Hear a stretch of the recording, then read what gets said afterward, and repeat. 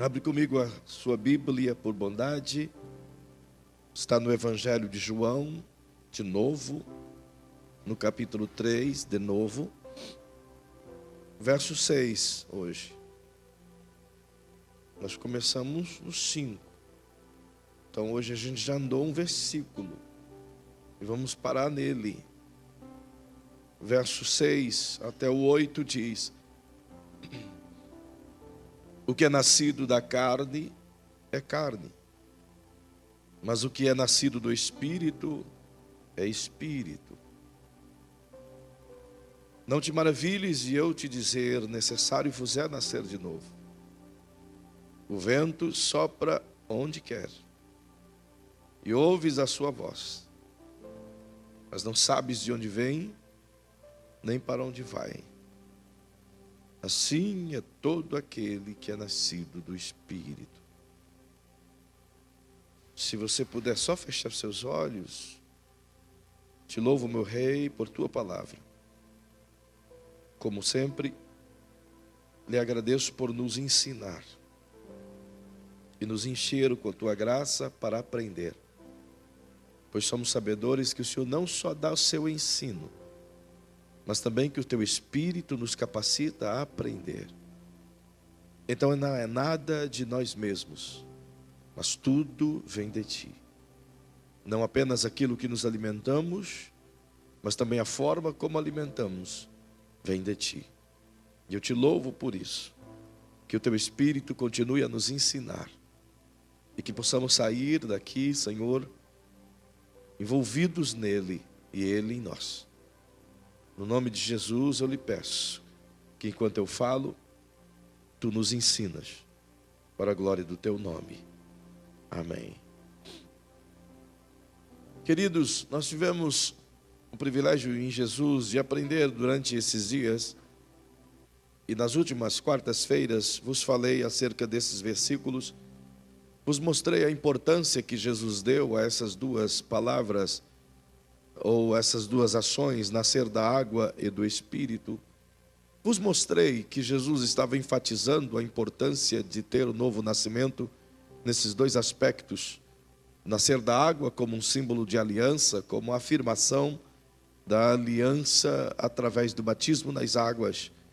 Uma aliança pública através da imersão, onde as pessoas que estão à nossa volta se tornam, portanto, nossas testemunhas de que fizemos uma aliança com Jesus de forma visível. Isso posto, Jesus enfatiza o valor da aliança, tanto quanto Deus enfatizou o valor da aliança no Antigo Testamento. Vos ensinei isso desde Abraão, quando o Senhor faz com ele a primeira aliança a partir da geração de seu povo, embora deixando de lado a aliança adâmica e a de Noé.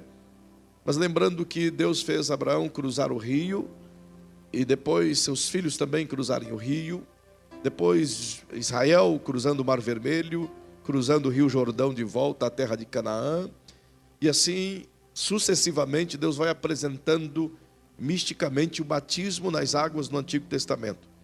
É por isso que o apóstolo Paulo afirma, escrevendo aos Coríntios, que o povo de Israel foi batizado nas águas em Moisés, e agora a nova aliança também é firmada através de uma demonstração visível de morte para o mundo e vida para Deus através do batismo nas águas.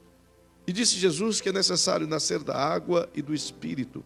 Então vos mostrei, vos conduzi que é impossível viver o Evangelho, alcançar a justificação, ser livre do pecado que nos domina em vários momentos da vida, de mortificar a nossa natureza pecaminosa, sem a ação direta, contundente e poderosa do Espírito Santo.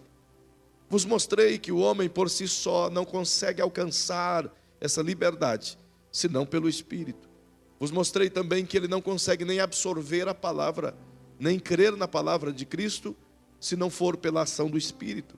Vos mostrei que os discípulos caminharam com Jesus durante tanto tempo e não conseguiram se converter, mesmo caminhando com Jesus, mesmo ouvindo as palavras de Jesus, a ponto de todos eles abandonarem Jesus na cruz. E o próprio Jesus afirmar a Pedro que esse estava inconverso e que ele iria se converter ainda, e que quando se convertesse, iria fortalecer os seus irmãos na fé, que também tinham uma fé duvidosa, falha, e portanto eles não criam ainda. Até que Jesus ressuscita, vos mostrei isso também, onde ressuscitado, nenhum dos discípulos creram nele, nem tampouco João, nem tampouco Pedro, nem qualquer um dos outros. Não foi apenas Tomé que não crera, mas a Bíblia diz que todos não creram, a ponto de Jesus mostrar as feridas e o seu lado perfurado e as mãos furadas a todos os que estavam na sala. E não contente com isso, ainda teve que comer peixe e pão com eles, às vistas de todos, para que eles pudessem crer que de fato era o Cristo ressuscitado. Interessante que isso só veio acontecer, eles só puderam crer de verdade e se converter de acordo com as Escrituras, quando Jesus sopra sobre eles o Espírito Santo. E à medida que sopra neles o Espírito Santo, é como que o coração deles começasse a crer de imediato. Significa, portanto, que o Espírito Santo os convence de toda a verdade acerca do Cristo. Pois a Bíblia diz, nas próprias palavras de Lucas e nas palavras de João, que quando Jesus sopra sobre eles o Espírito Santo, lhes abre as Escrituras e mostra tudo o que os profetas disseram acerca do Cristo nas Escrituras. E eles então creram que Jesus era o Cristo. Portanto, a ação do Espírito Santo é que leva a crer. Quem nos faz crer é o Espírito Santo. Quem ministra a fé dentro de nós e a torna pujante é o Espírito Santo. Quem dá condições de nós entendermos a palavra é o Espírito Santo. É por isso que Jesus disse que era importante esperar por Ele, que era necessário aguardar por Ele. É por isso que Jesus disse, não vos deixarei órfãos, eu vou enviar outro Consolador, para que estejam convosco para sempre. E não apenas isso, Ele disse, já vos mostrei também, que o Espírito Santo veio para nos guiar em toda a verdade, veio para testificar de Jesus, veio para nos ensinar o caminho de Jesus, veio para glorificar a Jesus, veio também para convencer o homem do pecado, da justiça e do juízo. Nós aprendemos tudo isso. Portanto, é impossível crer, é impossível ser salvo, é impossível andar na graça, é impossível viver o Evangelho, é impossível receber as promessas de Deus sem a ajuda do Espírito Santo. É tolice qualquer pessoa pensar que ele pode crer e entender a palavra sem o Espírito Santo. Sem o Espírito Santo, o homem é apenas um tolo, um pedaço de carne, simplesmente carne, sem qualquer possibilidade de acesso ao reino de Deus. Logo, o que Jesus diz é, sem uma evidência clara, de uma aliança visível, de uma aceitação visível do Evangelho em si, que procede de um convencimento do Espírito, que isso significa nascer do Espírito, quando o Espírito promove uma nova vida, pois o próprio Paulo diz, e lemos isso também, aos Romanos no capítulo 6, o ato do batismo é quando o Espírito Santo nos sepulta e nos ressuscita para uma nova vida. E ressuscitados para uma nova vida, deixamos, pois, de viver para nós, como aprendemos domingo, e passamos a viver para Cristo, e somente para Cristo. Perceba, portanto, que a ideia de Jesus é nos ensinar a importância e o poder do Espírito Santo. Embora todos nós gostamos da palavra poder, também vos pude mostrar um pouquinho na semana passada do que Jesus quis enfatizar, visto que os discípulos anelavam por uma nova mudança, por um revestimento novo que desse a eles uma autoridade maior. Então Jesus disse, vocês devem aguardar em Jerusalém, até que do alto sejais revestidos de poder. No capítulo 1 e o versículo 5 de Atos, Jesus usou a expressão batismo no Espírito Santo. Eles já tinham recebido o Espírito Santo. Agora era necessário um revestimento, para que por meio do revestimento eles tivessem a ousadia necessária de expor o Evangelho com autoridade a todos os lugares, que é o avivamento que tanto se espera. Porém, eu quero vos mostrar o real poder do Espírito Santo, a importância desse poder. E detalhe, enquanto que cristãos, enquanto que filhos da fé, nós temos aprendido ao longo dos anos, ao longo dos séculos, melhor dizendo, e o nosso aprendizado tem nos feito enfatizar o que chamamos de poder do Espírito. E colocamos dentro de uma redoma a identificação desse poder como curas, como milagres, como profecias, como revelações, como maravilhas. Todas essas coisas são importantíssimas, são maravilhosas, são legais, são necessárias, mas elas nunca foram prioridade da igreja primitiva. Eles nunca usaram os milagres ou as manifestações do Espírito como mecanismo de propaganda, até porque o próprio Jesus, durante os seus 3 anos e meio, pelos milhares e milhares de milagres que ele fez, ele nunca se utilizou sequer de uma vírgula para propagar sua mensagem. Nem os apóstolos. Você não vê no Novo Testamento nenhuma palavra dizendo: venham amanhã, a gente vai ter aqui uma manifestação de cura, ou vai em tal lugar no cenáculo, porque o Espírito Santo vai expulsar os demônios tudo lá. Não há nada disso. Mas todas as vezes que eles expõem a verdade, eles expõem o Cristo crucificado. É por isso que há poucos dias atrás tivemos uma série maravilhosa, que falamos da palavra da cruz, que é o poder de Deus para todo aquele que crê. O Cristo crucificado continua sendo a mesma evidência de poder. Agora perceba que mais do que manifestações milagrosas, isso, reitero, é importante. A igreja precisa viver milagres. Ela precisa viver numa atmosfera onde os milagres sejam normais para ela. Mas nós vivemos em uma atmosfera em que os milagres nos tornam superpoderosos. Nós vivemos em uma atmosfera onde os milagres são característica dos superpoderosos. Mas para a igreja movida pelo poder, real poder do Espírito, os milagres são características normais de uma vida com Ele. Entende? E alguém, certo dia, questionou um pregador dizendo: por que nos cultos de hoje, das nossas igrejas, tanto pentecostal quanto tradicional, não há mais manifestações visíveis de tantos milagres como se havia no passado? E essas perguntas permeiam a mentalidade das pessoas. E a pergunta veio: por que os pastores perderam a unção? O que aconteceu? Então a resposta sábia desse pregador foi: bem, não é que os pastores perderam a unção, até porque milagres não é manifestação da vontade de pregador. Milagre é manifestação por meio da fé. Então não é o pregador que é um encanador espiritual que canaliza o milagre em direção ao povo. É por meio da fé que isso acontece. Agora perceba que a resposta foi sábia não apenas por isso, mas ele também disse: antigamente, 30, 40 anos atrás, passava-se a semana inteira do trabalho. Era o dia inteiro de madrugada até a tarde trabalhando. Final do dia chegava em casa cansado, passava um tempo com a família, lia a Bíblia, se deitava e dormia. Quando muito escutava um radinho, a maré mansa que ia pular, os trapalhões. Eu escutei esse tempo, sou desse tempo em que os trapalhões ainda eram no rádio, sabe? Coisa de louco, irmão. Nesse tempo, tudo que se tinha era uma dedicação ao trabalho, família e igreja. Só que hoje, irmão, a pessoa trabalha o dia inteiro conectada com 100 mil informações por dia.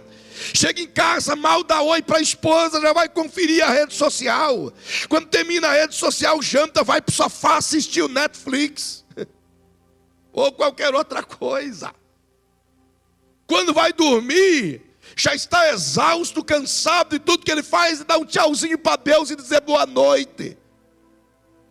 Quando se levanta exausto.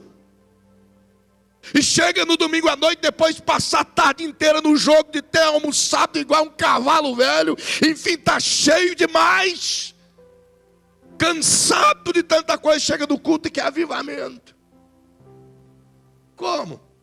Se ele está cheio de tanta miséria, se a mente está cheia de tanta porcaria do mundo, como que vai ter espaço para o Espírito Santo? E aí é fácil culpar os outros. Está sem unção, a igreja está gelada, não tem movimento, é claro. Movimento não é só de púlpito, é de baixo também. O camarada não pode estar frio aqui em cima, nem gelado aqui em cima. Mas aí embaixo também tem que estar quente. Porque não estamos aqui para acender fogueira de ninguém. Quem acende é o Espírito Santo, a minha está acesa. Cabe a nós esse mover. Cabe a nós esse querer. Há pouco tempo atrás, uma irmã me disse: pastor, perdoe-me, mas eu não quero esse negócio que o senhor tem. Eu digo: que negócio, irmã? Ela disse: esse negócio que sai da tua boca aí, umas línguas estranhas aí. Esse negócio, eu digo: beleza, você nunca vai ter. Porque ele só dá para quem quer.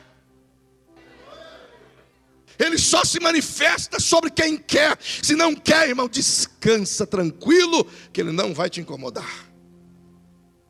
Mas sem ele, não vamos para frente. Sem ele, a igreja primitiva tinha morrido no primeiro ano. Sem ele, o evangelho não tinha cruzado a fronteira de Jerusalém. Sem ele, os missionários não tinham saído da Europa e vindo para o Brasil pregar o evangelho. Sem ele, a gente não saía daqui, ia para a Índia para anunciar o evangelho. Tudo é por meio dele. Sem ele não é possível viver.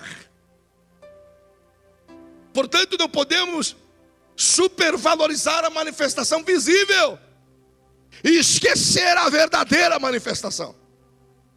Até porque, como já disse, milagres e maravilhas não são a aprovação de conduta. Tem um monte de mau caráter fazendo milagre por aí afora. É ou não é verdade? Tem um monte de falcatrua revelando vidas aí fora. É ou não é verdade? E o que falo aqui é gravado, vai para tudo quanto é lugar, irmão. Os púlpitos estão cheios de fanfarrões, milagreiros, falsários do evangelho, impostores. Nós não temos que dar conta com eles, porque eles vão de dar conta com Jesus. Vai chegar o dia em que eles se apresentarão diante do rei e dirão: Senhor, no teu nome nós fizemos isso, isso e mais aquilo outro. E a resposta de Jesus é: apartai-vos de mim, que eu não te conheço. Como pode ser isso? Os caras fizeram milagres, profetizaram, fizeram maravilhas. Mas agora a resposta é negativa, porque o visível não é aprovação. Então permita-te mostrar o verdadeiro poder do Espírito Santo, que é negligenciado. Não poderíamos e não podemos negligenciar o poder do milagre da unção. Mas não podemos viver um sem o outro. Então venha comigo, por favor. Você vai entender o que é ser nascido do Espírito e viver no Espírito. 2 Coríntios, por bondade. Olha o que o apóstolo Paulo, cheio de Deus, nos ensina, capítulo 3, de 2 Coríntios. O versículo 2, ele diz assim: vós sois a nossa carta, escrita em nossos corações, conhecida e lida por todos os homens. Já é manifesto que vós sois a carta de Cristo, ministrada por vós, e escrita, não com tinta, mas com o Espírito do Deus vivo, não em tábuas de pedra, mas nas tábuas de carne do coração. O que Paulo diz é: o que as pessoas veem mais não é a verbalização do evangelho, mas é o evangelho que você vive, que eu vivo. Que Paulo está dizendo não é o que é por fora que é importante, é o que você vive por dentro que determina quem você é. Ele está dizendo, você por dentro tem que ser escrito pelo Espírito, de modo que as pessoas possam ler o Espírito e ler o Evangelho sem que você fale dele. Uau! Aí ficou difícil. Aí aperta demais. Porque até então, o importante é verbalizar, sem se importar com a maneira de viver. Mas no Evangelho é diferente. O importante é viver, mesmo que não dê tempo de verbalizar. Porque se viver, as pessoas verão o Cristo, mesmo que você não consiga verbalizar. O grande problema é que o mundo não consegue ver Cristo na igreja. Se não percebam, que diferença a igreja faz no contexto de sociedade. Não estou dizendo no sentido de apenas fazer obras sociais. Eu estou dizendo no sentido das pessoas olhar para a igreja e dizer, eu quero o Cristo que você tem. Que paz é essa que você tem? Que amor é esse que você transmite? Que gentileza é essa que sai de dentro de você? Que característica amorosa é essa que você transmite?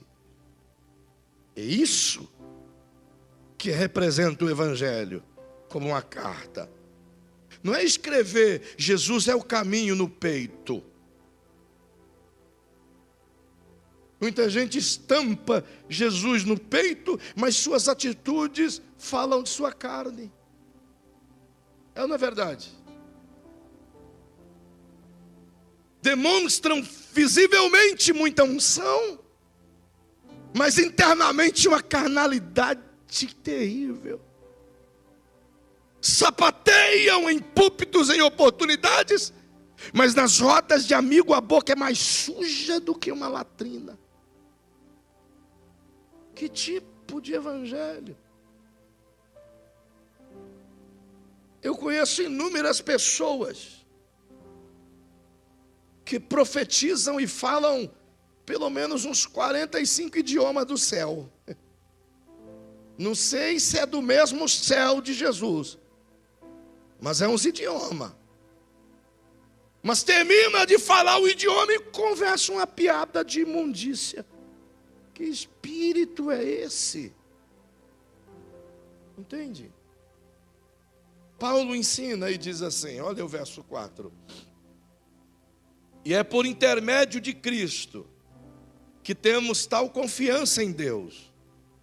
Não que sejamos capazes, por nós mesmos, de pensar alguma coisa, como se partisse de nós. Mas a nossa capacidade vem de Deus. Ele nos fez capazes de ser ministros de uma nova aliança. Não da letra, mas do Espírito. Pois a letra mata, mas o Espírito vivifica. E se o ministério da morte, gravado com letras em pedras, veio em glória, de maneira que os filhos de Israel não podiam fitar os olhos na face de Moisés, por causa da glória do seu rosto, ainda que desvanecente, como não será de maior glória o ministério do Espírito? Se o ministério da condenação foi glorioso, muito mais excederá em glória o ministério da justiça. Perceba o que Paulo quer dizer. Ele faz uma comparação entre a lei e a vida no Espírito. A vida pela lei e a vida pelo Espírito. Ele diz que nos dias de Israel, a lei, no qual ele chama de letra, no qual ele chama de letra em pedra, A lei foi dada por Moisés em um momento de glória. Perceba que Paulo chama isso, mesmo que fora dada no momento de glória, ele chama de ministério da morte, ministério da condenação. Ele diz que a letra mata, sim, porque todo aquele que não conseguir cumprir a lei é amaldiçoado por ela. Já vos ensinei que a lei é um compêndio de 613 códigos. E se errou um código, errou os outros todos. Portanto, a lei diz, isso é um absurdo, mas é lei. O cara pode estar guardando tudo, os 613 direitinho. Mas deu uma dor de barriga tremenda nele. Não deu tempo de chegar no banheiro. Se melecou. E pode acontecer. Se melecou tudo. Ele quebrou a lei. Está imundo por 7 dias. Pecou nos 613 porque não conseguiu segurar o rapazinho. Entendeu? É lei. A lei tornou impossível o homem se justificar por sua própria força. Por isso é chamado de ministério da morte ou da condenação. Paulo diz que esse ministério foi dado em um momento de glória. Como assim? Quando Moisés recebeu a glória, aliás, a lei, a Bíblia diz que os 40 dias que ele permaneceu no monte diante do Eterno, fez com que o seu rosto brilhasse tanto, que Israel não podia olhar para ele, porque doía os olhos, de tanto que o rosto de Moisés brilhava. Tal era a glória de Deus quando recebeu a lei. Portanto, ele recebeu um movimento de glória para receber o ministério da morte. E Paulo diz assim, o rosto de Paulo brilhava, mas não era permanente. Porque ele teve que colocar um véu no seu rosto, para que Israel pudesse olhar para ele. Só que o brilho foi desvanecendo, foi se apagando o brilho do rosto. E Moisés não tirou o véu, para ainda fazer de conta que o brilho estava lá. Que coisa! E Paulo diz, se o ministério desvanecente de uma glória passageira era glorioso, imagina o ministério do Espírito Santo, que é eterno. Eu vou te dizer de novo para você compreender melhor. Paulo diz assim, se o ministério que era chamado de ministério da morte foi concebido em uma glória que desvanecia, imagina, portanto, o ministério do Espírito Santo, que é concebido em uma glória superior, e essa glória é eterna. O quão glorioso esse ministério é. Isso é interessante. Olha o verso 10. Pois o que foi glorioso não o é em comparação com a glória inexcedível. Ele está dizendo, foi glorioso de Moisés, mas não há de se comparar com a glória do Espírito que nunca acaba. Verso 11.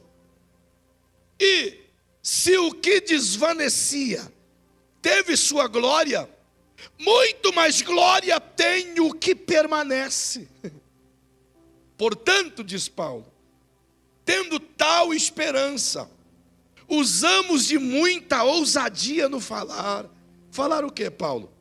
E não somos como Moisés, que punha um véu sobre a sua face, para que os filhos de Israel não fitassem o fim daquilo que desvanecia. Mas os seus sentidos foram embotados, pois até hoje, a leitura da antiga aliança, permanece o mesmo véu, não foi removido, porque somente em Cristo é ele abolido. E até hoje, quando é lido Moisés, o véu está posto sobre o coração deles. Mas quando um deles se converte ao Senhor, então o véu lhe é retirado. Ora, o Senhor é o Espírito, e onde está o Espírito do Senhor, aí há liberdade. Mas todos nós, com o rosto descoberto, refletindo a glória do Senhor, somos transformados de glória em glória, na mesma imagem, como pelo Espírito do Senhor. Sabe o que Paulo está dizendo? Quando você nasce do Espírito, o Espírito Santo passa a habitar em você. Então ele quer transformar você de glória em glória, até que você se torne parecido com Jesus. Uau! Diga para quem está pertinho de você: o ministério do Espírito Santo é transformar você na imagem de Jesus, a ponto de as pessoas olharem para você e para mim e verem Jesus. Mas isso é possível? É lindo em teoria, mas isso é possível? Ora, se está escrito, é possível. Então perceba, vem comigo por favor. Olha que coisa linda Paulo escreve em 1 Coríntios. Aleluia. 1 Coríntios capítulo 15. Verso 45. Ele diz assim: assim também está escrito: o primeiro homem, Adão, foi feito alma vivente. O último Adão, o espírito vivificante. Mas não é o primeiro espiritual, senão o animal. E depois o espiritual. O primeiro homem, sendo da terra, é terreno. O segundo homem é do céu. Ele está falando de Adão e Jesus. Ele está dizendo: Adão, o primeiro homem, foi totalmente da terra e recebeu um espírito do céu, mas era da terra.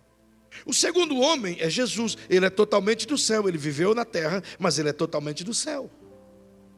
Agora perceba o que ele diz: qual o terreno, tais são também os terrenos.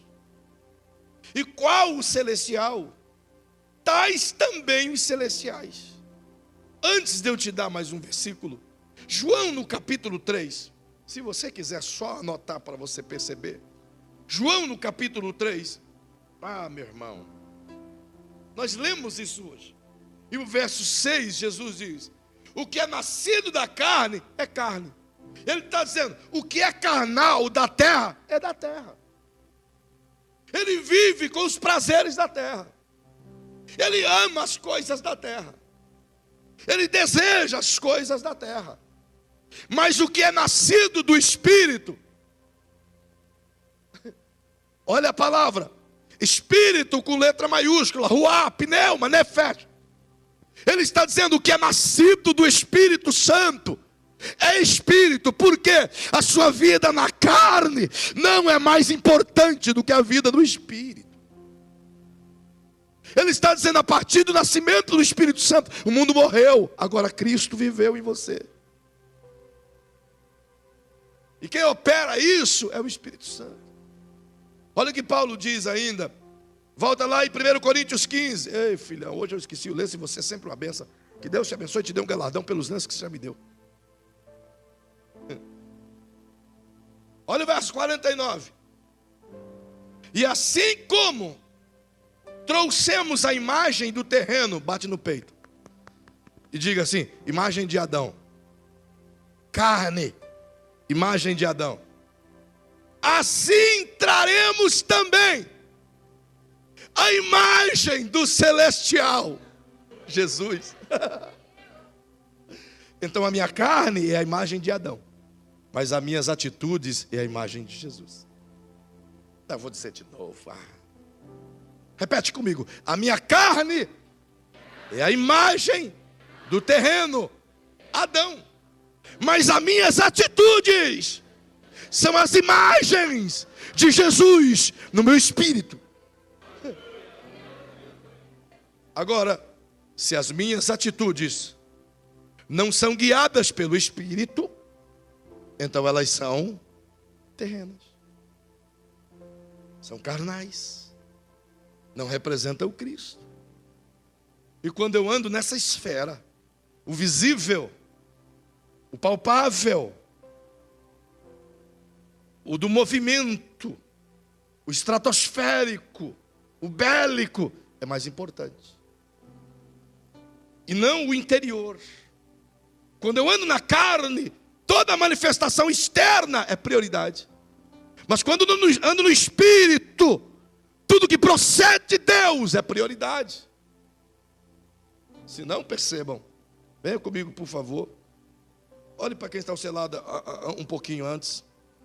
E diga para essa pessoa querida, diga: meu irmão, a Bíblia nos convida a vivermos uma intensidade de relacionamento com Jesus a ponto de 2 pontos. Venha comigo, por favor. Primeiro, aos Colossenses, vamos lá. Primeira leitura. Aos Colossenses, capítulo 1, por favor. Verso 26 e 27. Oh, que coisa maravilhosa. Olha o que o apóstolo Paulo escreve à igreja de Colossos. O mistério que esteve oculto dos séculos e das gerações, mas agora foi manifesto aos seus santos. Verso 27. Que mistério é esse? A quem Deus quis fazer conhecer quais são as riquezas da glória deste mistério entre os gentios. E que mistério é esse? Que é Cristo em vós, a esperança da glória. O mistério escondido durante todos os milênios nos é revelado pelo Espírito. E que mistério é esse?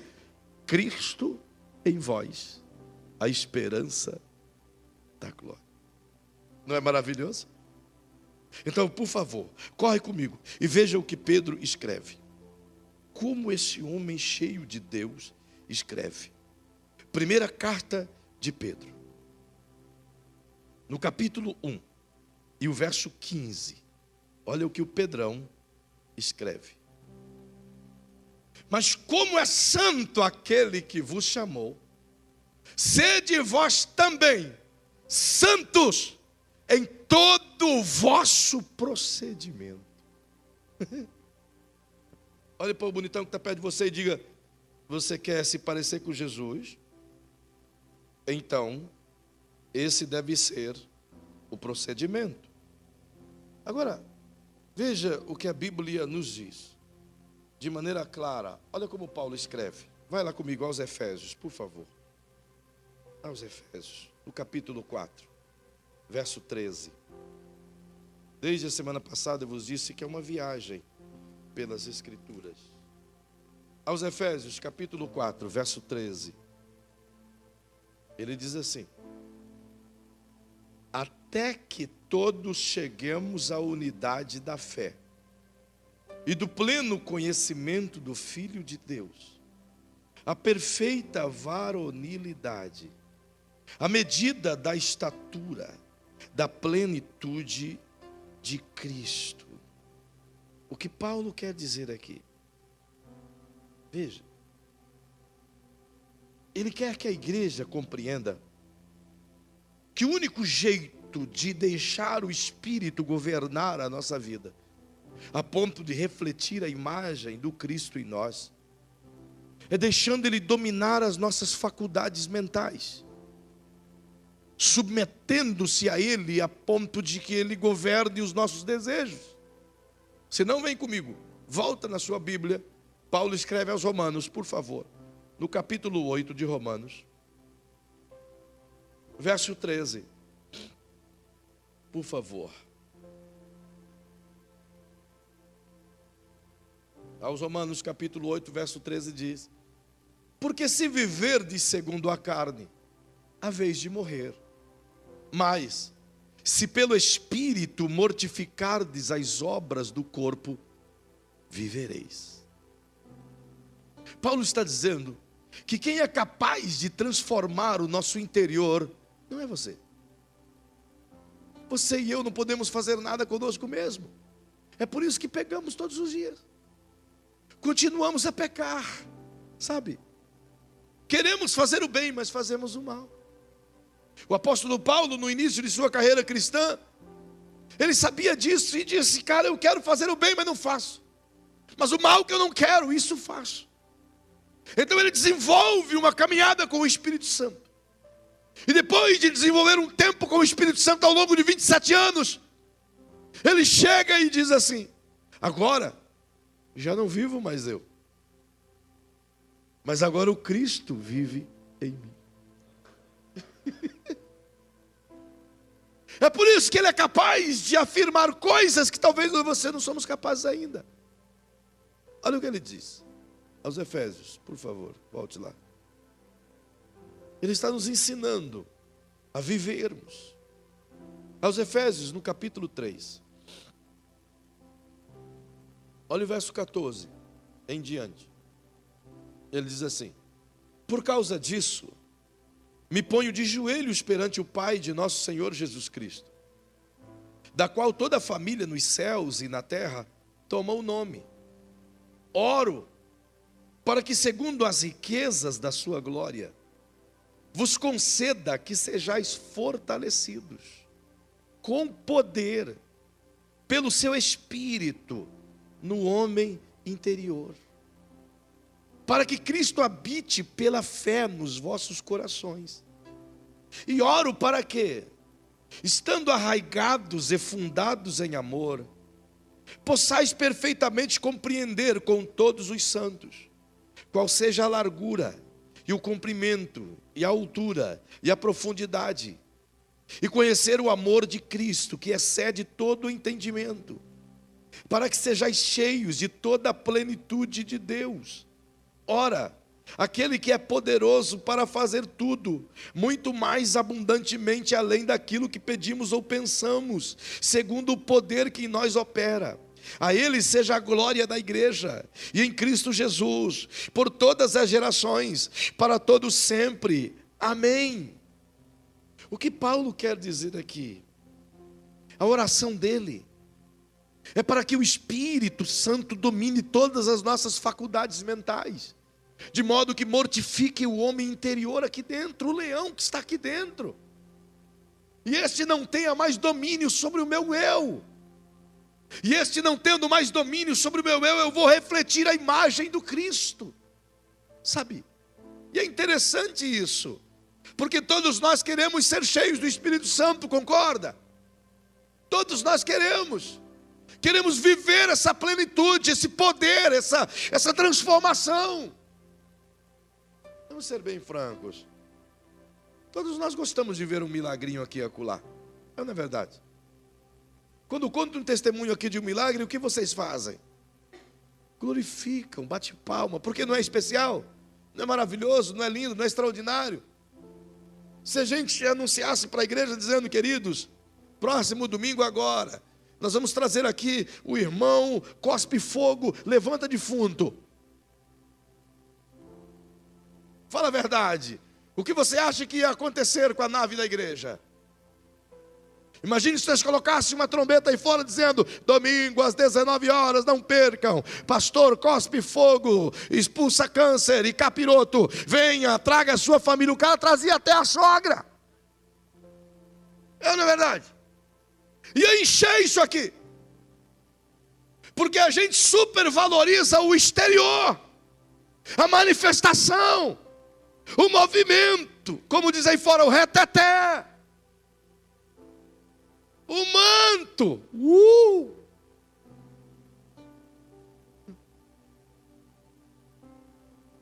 E eu vejo gente fazendo campanha e mais campanha pelo manto. Sobe monte, desce monte pelo manto. Não é verdade? Mas a igreja continua não fazendo diferença. Nunca tivemos uma época nesse Brasil, como nos dias de hoje, em que se tivesse tantos testemunhos de milagres quanto agora. Nunca. Nunca, vou usar uma frase muito conhecida, nunca na história desse país. Não é não, Paulo? Nunca na história desse país se deu tanto testemunho de milagre quanto agora. Mas nunca na história desse país estivemos tão pobres de evangelho quanto agora. Estivemos tão pobres de testemunhos de vida quanto agora. Estivemos tão pobres de vida transformada do que agora. Nunca. A geração de hoje ela é tão profunda quanto uma poça d'água no evangelho. Vivemos dias em que não se testemunha de transformação interna, mas de manifestações externas. Você não vê um testemunho de glorificação quando alguém vem aqui dizendo, gente, olha, eu mentia, e você não sabe o que aconteceu, eu nunca mais menti. E todo mundo, glória a Deus, ele nunca mais foi mentiroso. Você não escuta. Você não escuta a pessoa dizer olha, rapaz, eu dava nó até em pingo d'água. E desde que eu conheci Jesus, um negócio começou a transformar aqui dentro. Você sabe que eu desatei todos os nós. Você não vê isso. Você vê pessoa dar testemunho de que tinha um Fusca, agora tem uma Brasília. Você vê testemunho de gente e de dos mais diversos.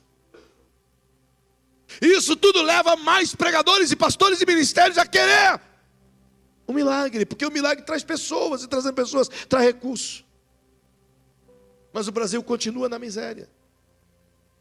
O mundo continua na miséria. Estima-se que essa nação tenha 30 milhões de evangélicos.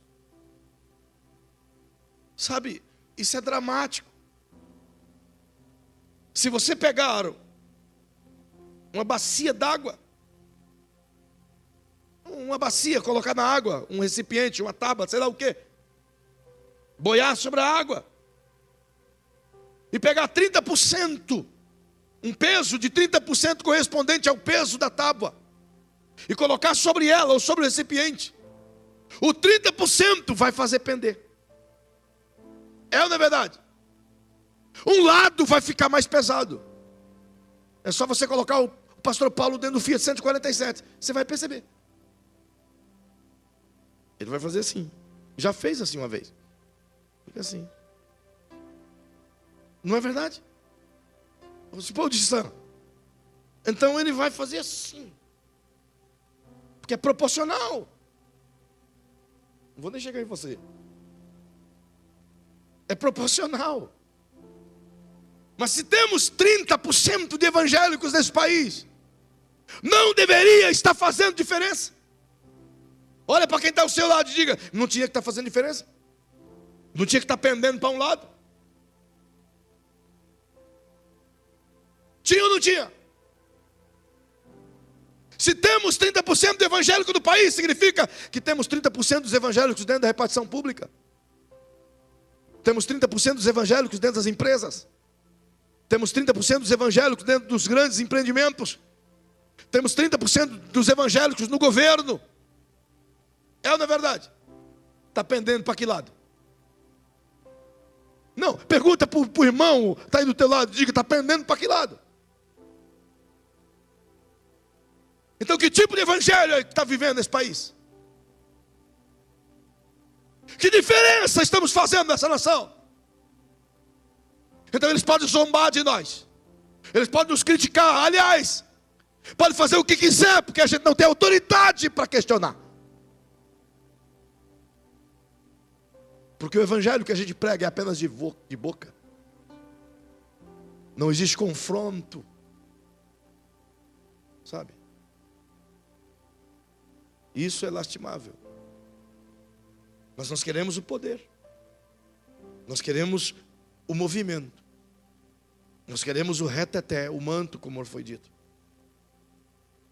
Pergunta bem baixinho no ouvido de quem está ao seu lado. Você não gosta do arrepio, do manto assim? Hã? Eita. Ai. Ei, ou. Hã? É legal. É legal, irmão. E a gente faz campanhas para isso. Jejuamos para isso. Nos esforçamos para isso. Mas a gente continua vendo o mundo mal. Continuamos vendo o mundo naufragando. Então sabe o que deveríamos fazer? Eu queria que você repetisse comigo o que deveríamos fazer.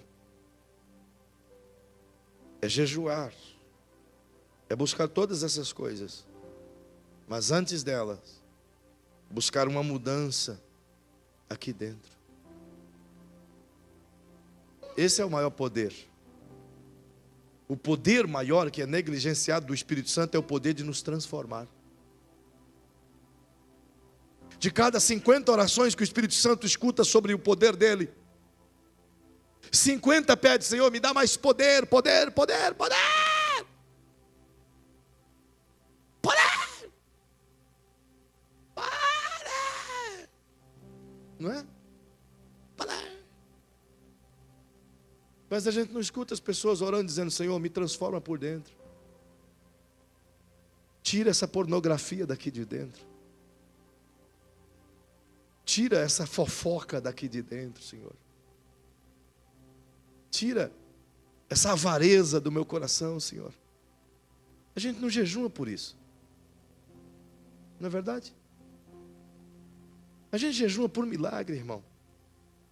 A gente jejua por curas, por processos que precisam ser abertos, por dívidas que a gente precisa receber, por gente que nos dá dor de cabeça. Mas a gente não jejua por nós mesmos, parar de dar dor de cabeça para os outros. É, não é verdade? Quem aqui já fez uma campanha de oração para você parar de ser fofoqueiro? Quem? Quem encheu os pés de Deus de clamor para deixar de ser olho gordo? Tem? Tem. Quem? Porque a gente não olha para dentro de nós mesmos. Mas o verdadeiro poder do Espírito Santo é quando a gente começa a ser transformado por dentro. Nós só vamos transformar o mundo lá fora quando estivermos transformados aqui dentro, queridos. Entende? Você só vai ser um reflexo da glória de Cristo lá no seu trabalho se o Cristo de fato estiver reinando sobre todas as suas faculdades mentais aqui dentro. É por isso que o apóstolo Paulo escreveu aos Romanos no capítulo 12, versículo 2. Aliás, desde o verso 1. Ele diz: rogo-vos, pois, irmãos, que apresentei os vossos corpos como sacrifício vivo, santo e agradável a Deus, que é o vosso culto racional, entendimento. Não é nada na carnalidade ou na loucura, no contrassenso. O que você está fazendo? Não sei, só sei que é bom. Entende? E no verso 2 ele diz: e não vos conformeis com esse mundo, mas transformai-vos pela renovação do vosso entendimento, para que possais conhecer qual é a boa, perfeita e agradável vontade de Deus. Ele está dizendo: não deixa a sua mentalidade ser moldada pelas coisas do mundo. Mas o que nos molda não é a palavra, irmão. O que nos molda são os programas de TV. Os que nos molda é a educação que a gente recebe durante todo o dia. Então ele reina quando nos é conveniente. Nós queremos o seu governo quando nos é conveniente. Nós queremos que ele governe quando precisamos de algo. É ou não é verdade? O maior poder não é manifestação visível. O maior poder é a transformação interna. Para mim, o maior poder do Espírito Santo é a capacidade de vencer o pecado, irmão. Porque do contrário, nós vamos continuar tendo inúmeras manifestações pentecostais, mas que não transformam ninguém. Quantos pentecostais como nós você conhece que vivem em adultério? Que fala em línguas, mas está cobiçando a mulher do irmão. Que se grave e coloque isso para todo mundo escutar, porque é uma falta de vergonha o que estamos vivendo. É por isso que não se transforma nada. E perdoe-me, pastor Eugênio, que promove a marcha para Jesus com conselho. Não adianta ir para a rua gritar Jesus, enquanto que aqui dentro ele não reina. Não adianta. Não adianta fazer barulho na rua, enquanto não tem mudança aqui dentro. Aí eu quero que ele manifeste a glória dele em mim. Como? Se tudo que ele quer é que a imagem do Cristo seja visível em mim. É possível? É possível. É possível. Por isso eu vou deixar 2 versículos com você. Eu queria que você já se colocasse em pé. E que isso fique dentro do seu coração. Porque o único jeito de vivermos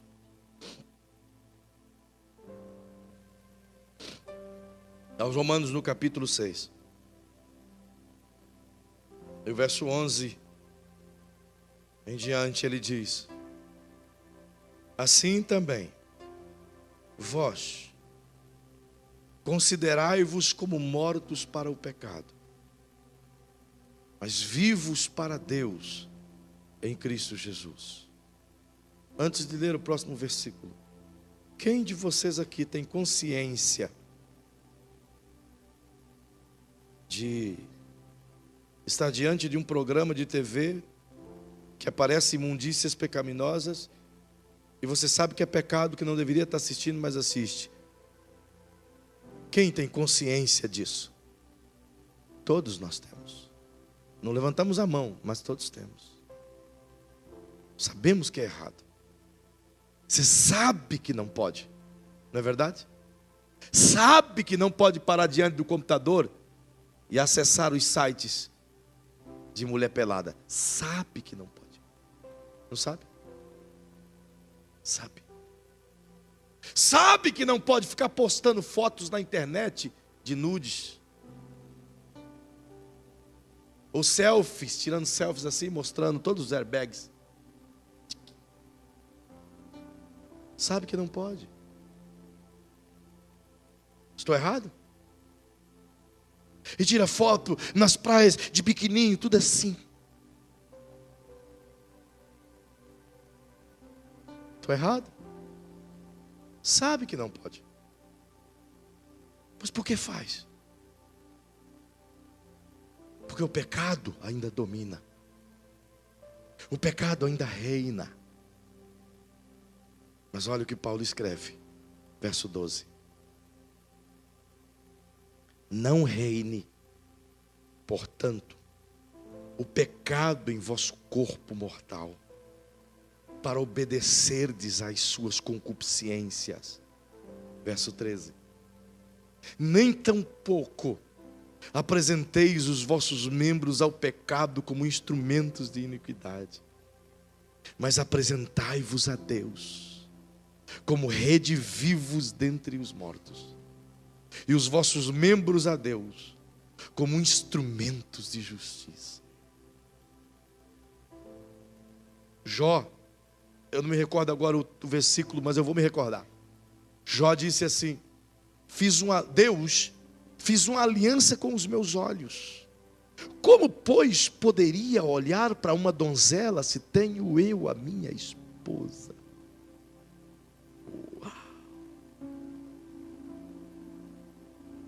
Se eu sei que os meus olhos são pecaminosos, então eu vou apresentá-los a Deus e dizer: Senhor, eu sou um carnal miserável, eu fico cobiçando as coisas, meus olhos me traem o tempo todo. Senhor, cega-me para o mundo.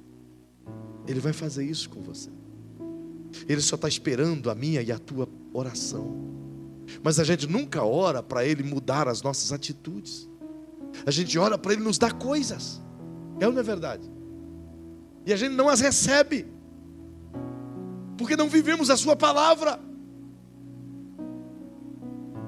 Mas Ele quer nos dar coisas depois que vivermos a sua palavra. Oh, irmãos, então vamos orar, vamos pedir para Ele transformar as nossas atitudes, os nossos momentos de raiva, de ira, de incontenção, de ignorância, de, afrontas, de ódio, de descontentamento.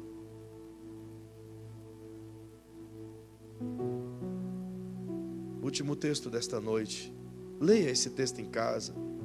Eu estou escrevendo um livro em cima disso aqui. Se chama... Não vou nem falar para não fazer propaganda agora, mas eu vou ler o texto. Disse Paulo: digo, porém, andar no Espírito, e não satisfareis as concupiscências da carne. Pois a carne deseja o que é contrário ao Espírito, e o Espírito o que é contrário à carne. Estes opõem-se um ao outro, para que não façais o que quereis. Gálatas capítulo 5, verso 18, enfatiza: mas se sois guiados pelo Espírito, não estáis debaixo da lei.